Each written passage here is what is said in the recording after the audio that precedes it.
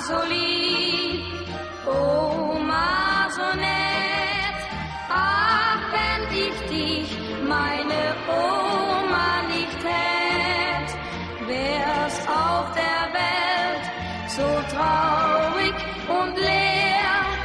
Denn eine Oma wie dich gibt's nie mehr. Ich hab die beste Oma, die liebste von der Welt. Bei ihr, da darf ich alles, wie mir es grad gefällt.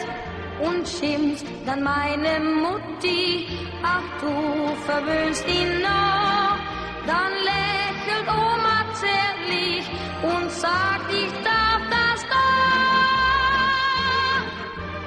doch. Oma so lieb, Oma so nett.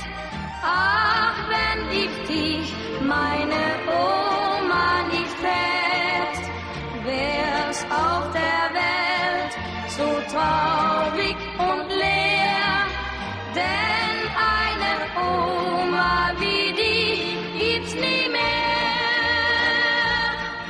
In Omas kleinem Zimmer sitz ich so gern bei ihr. Sie weiß die schönsten Märchen und die erzählt sie mir. Ich streichle ihre Hände und schaut sie mich dann an und fragt, was ist mein Junge? Sag ich ganz leise dann. Oma so lieb,